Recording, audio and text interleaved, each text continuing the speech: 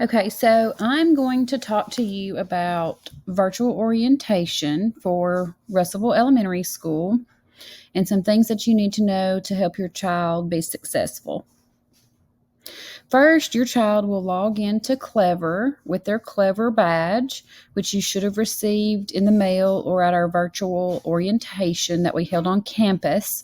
And how you'll get there is going to https://clever.com, and you will scan your child's Clever badge with the camera, or you'll enter their credentials that is also provided to you. And we'll log in shortly so I can show you how to navigate the Schoology platform. First, you'll log in to Schoology through the student dashboard through Clever. It is connected through our Google accounts through school. You'll need to know their Google password information and your Clever badge. If you can't get in through using your Clever badge, this is the link that you can use to go straight to Schoology. But at this level, especially at the elementary level, we do recommend using your Clever badge to log in. But in the event that you can't get through Clever, you can go to this website and use your Google credentials. After you log in, the home page is the first place you'll land. You can see recent activity, or you can see the course dashboard, and these are the two differences for what you see when you do log in. This screen is the course dashboard, so all courses that you're enrolled in will show up on this screen, and you can change them around and drag any of these around if you want some to be at the top, whatnot. You can do that. For example, this student is enrolled in 6 classes. If your student is completely virtual, they will only have 4 classes. They'll have a reading, math, history, and science course. So that's all they should see when they log in. You can click on the home page and click on recent activity. This shows all the comments and updates pertaining to our school, courses, and groups. And then over here on the right side of our home page displays events, assignments, test quizzes, anything that you have a due date assigned to will show up over there. If you hover over the assignment, it'll tell you which course it's associated with. Most of our assignments through the virtual platform do not have a specific due date tied to them. Some will, but the majority of them won't. Just know that all assignments will be required to be completed by the following Monday. So, for example, this week was considered week 2, so all assignments for week 2 would be due Monday, August the 31st. You can view your child's grades by looking at the top and selecting the grade report, and it'll show you a breakdown of their grades for each course. On the top right-hand corner of your screen, you can access your personal messages that are sent to you. If your child's teacher, our virtual facilitator, sends you a message, it would show up right here in this bar as a notification.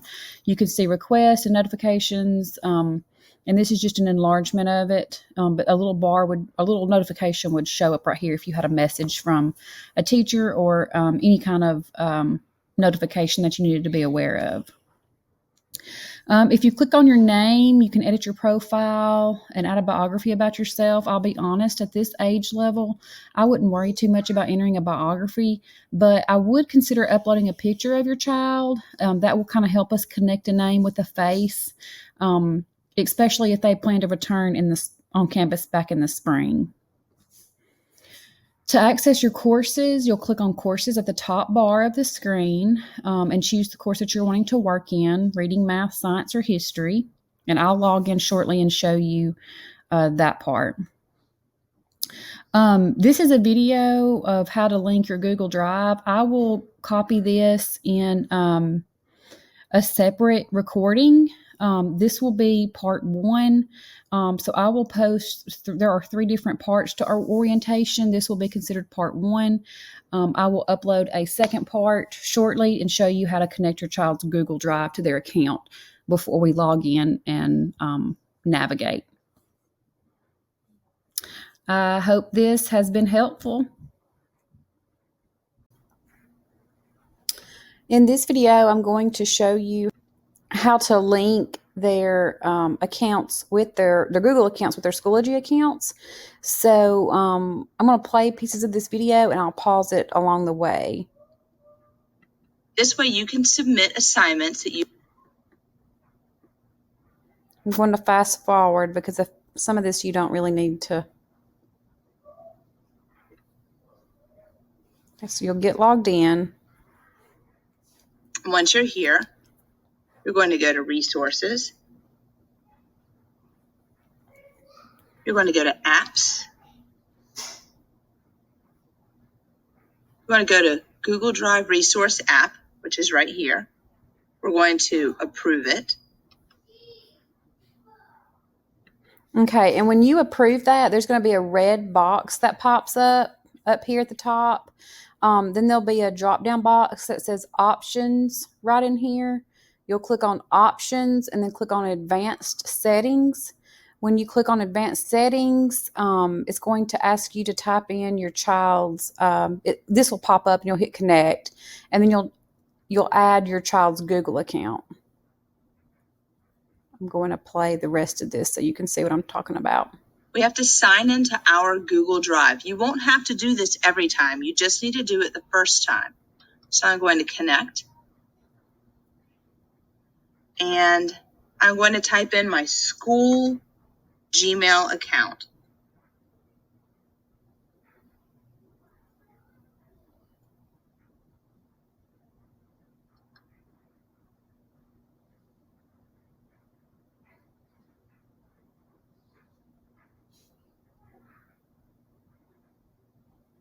It's going to ask if you want to allow Schoology to see see, edit, delete any of your Google Drive files. And the answer to this is going to be yes. So you're going to allow it. Now, what's happened is my Google Drive is here. Anything that I've saved in my drive will be here. Anything that was shared with me, if I click on this, I'll be able to locate, or anything that is within my drive. Okay? So everything is going to show up here. Right now, I don't have anything in my account. That is how you link your Google Drive to your Schoology account. Okay, so once you do that, there's a few other things I want to talk to you about. One of them is virtual attendance.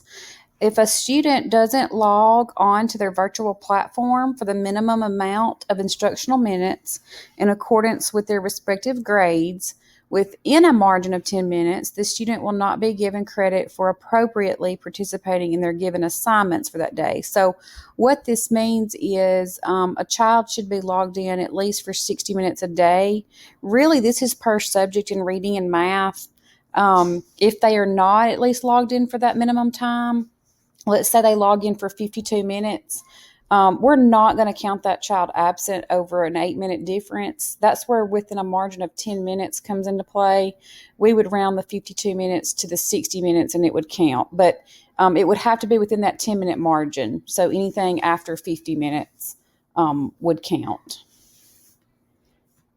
After 3 consecutive days of no log-in time or less than the minimum amount of instructional minutes of log time, the student may be removed from the virtual classroom for lack of effort and be placed back into the traditional classroom in blended setting at the discretion of either me or Miss Ezel. Sufficient time would be given for you to make arrangements if that were to ever happen, but the child would not be allowed to return back to the virtual setting until sufficient academic progress had been made. In addition to logging into your courses and completing Schoology assignments, which I'm going to show you probably in the next section, they will also be required to log into Imagine Learning for 60 minutes per week, Reading Horizons for 30 minutes a week, and complete a reading log, which is at least 20 minutes a day. And that was all provided in a packet for you. Keep in mind the first 2 weeks will be previous grade level review. Same thing in math. Imagine Learning for 20 minutes a week, Prodigy 30 minutes a week, and the first few weeks of that is also review. In the next video, I'm going to talk to you a little bit about Kami. So be sure to look for part 3. Okay, so now I want to talk to you about completing assignments that may be in a PDF format. You will need to complete those using what we call the Kami app. Your child's Google account should be linked with that, and they will, once it's installed, you'll go to this website, Kami app /extension, and then you will see once it's installed, that you will have a little icon up here, the circle with the K in the middle of it. And that will allow you to edit PDF documents that may be within Schoology. So what that looks like, or when you log in, you would see this little app and it would pop up. And this particular assignment has already been submitted, so it's nothing showing up. But this is what would pop up at the top, and then it would have a toolbar. I'm going to show you what the assignment actually would look like once you're in there. It would load like this, and you have a toolbar over here to the side, and you would fill in the answers that way. There was a little text box over here. So then you would hit, so there's a turn in button up here at the top, and then you would hit submit within Schoology. So that's a little bit of an overview of what that will look like. A few other things I would like to go over is on-campus testing. Virtual students will still need to report on campus for some periodic and state-required assessments. We will contact you when our testing schedule is made. Early September, in the next few weeks, we will be completing the Ames Web assessment, and then again in the middle of the year, late December, early January, and then again in April, we will complete that again. And we will also take our state assessment in April, called the ACAP. So it will not be in a large setting or anything. We'll be in very small groups, spaced out, and